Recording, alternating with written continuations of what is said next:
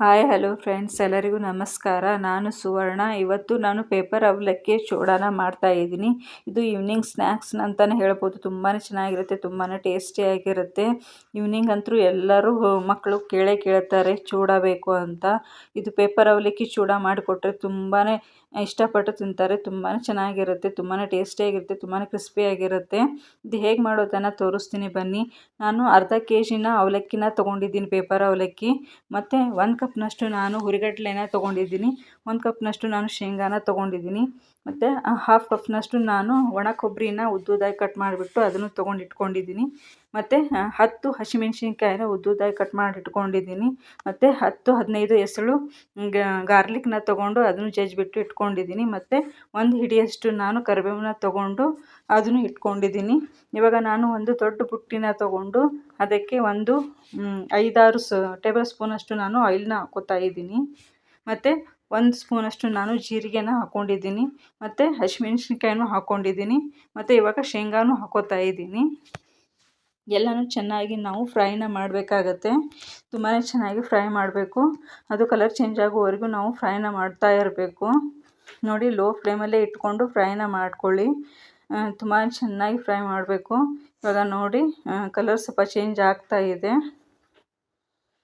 ಮತ್ತು ಹಸಿಮೆಣ್ಸಿನ್ಕಾಯಿ ಅಂತೂ ಕಲರ್ ಚೇಂಜ್ ಆಗಬೇಕು, ಚೆನ್ನಾಗಿ ಫ್ರೈ ಆಗಬೇಕು.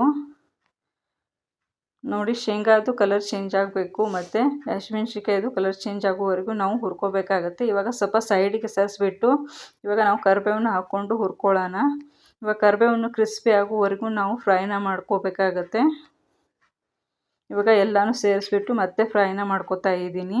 ಇವಾಗ ಮತ್ತೆ ಎಲ್ಲನೂ ಸೈಡ್ಗೆ ಸರಿಸ್ಬಿಟ್ಟು ಇವಾಗ ನಾನು ಏನು ಇಟ್ಕೊಂಡಿದ್ನಲ್ಲ ಗಾರ್ಲಿಕ್ಕು, ಅದನ್ನು ಸೇರಿಸ್ಬಿಟ್ಟು ಇವಾಗ ಅದನ್ನು ಚೆನ್ನಾಗಿ ಫ್ರೈನ ಮಾಡ್ಕೋತಾ ಇದ್ದೀನಿ. ಅದನ್ನು ಸ್ವಲ್ಪ ಕಲರ್ ಚೇಂಜ್ ಆಗೋವರೆಗೂ ನಾವು ಫ್ರೈನ ಮಾಡ್ಕೋಬೇಕಾಗತ್ತೆ. ಇವಾಗ ನೋಡಿ, ಕಲರ್ ಚೇಂಜ್ ಆಗಿದೆ.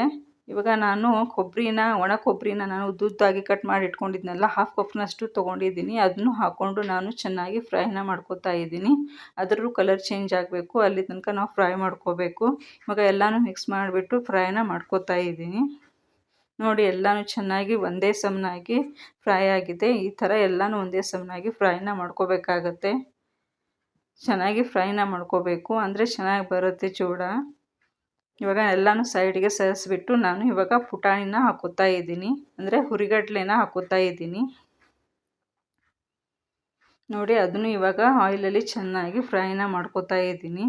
ಅದನ್ನು ಸ್ವಲ್ಪ ಕೆಂಪಾಗೋವರೆಗೂ ನಾನು ಅದನ್ನು ಫ್ರೈನ ಮಾಡ್ಕೋತಾ ಇದ್ದೀನಿ.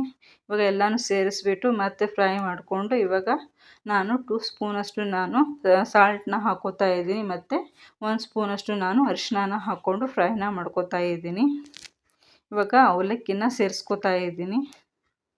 ಇವಾಗ ನಾನು ಅವಲಕ್ಕಿನ ಸೇರಿಸಿದ ಮೇಲೆ 2 ಟೇಬಲ್ ಸ್ಪೂನ್ ಆಗುವಷ್ಟು ನಾನು ಸಕ್ಕರೆ ಪೌಡ್ರನ್ನು ಹಾಕ್ಕೋತಾ ಇದ್ದೀನಿ. ಸಕ್ಕರೆ ಪೌಡ್ರ್ ಹಾಕೊಳ್ಳೋದ್ರಿಂದ ಟೇಸ್ಟ್ ತುಂಬಾ ಚೆನ್ನಾಗಿರುತ್ತೆ. ಅದಕ್ಕೆ ನಾನು ಸಕ್ಕರೆ ಪೌಡ್ರನ್ನ ಹಾಕ್ಕೊಂಡು ಮಿಕ್ಸ್ ಮಾಡ್ಕೋತಾ ಇದ್ದೀನಿ. ನೋಡಿ, ಇವಾಗ ಎಲ್ಲನೂ ಚೆನ್ನಾಗಿ ಫ್ರೈ ಮಾಡ್ಕೊಂಡಿದ್ದೀನಿ. ನೋಡಿ, ಎಷ್ಟು ಚೆನ್ನಾಗಿ ಕ್ರಿಸ್ಪಿಯಾಗಿ ಬಂದಿದೆ, ತುಂಬಾ ಟೇಸ್ಟಿಯಾಗಿದೆ. ಇವಾಗ ನೋಡಿ, ನಾನು ಸರ್ವ್ ಮಾಡ್ತಾ ಇದ್ದೀನಿ. ಪೇಪರ್ ಅವಲಕ್ಕಿ ಚೂಡ ತುಂಬಾ ಚೆನ್ನಾಗಿರುತ್ತೆ, ತುಂಬಾ ಟೇಸ್ಟಿಯಾಗಿರುತ್ತೆ, ತುಂಬಾ ಕ್ರಿಸ್ಪಿಯಾಗಿರುತ್ತೆ. ನೀವು ಒಂದು ಸತಿ ಮನೇಲಿ ಮಾಡಿ ನೋಡಿ, ತುಂಬಾ ಚೆನ್ನಾಗಿರುತ್ತೆ. ಮಕ್ಕಳಿಗಂತೂ ತುಂಬಾ ಇಷ್ಟ ಆಗುತ್ತೆ.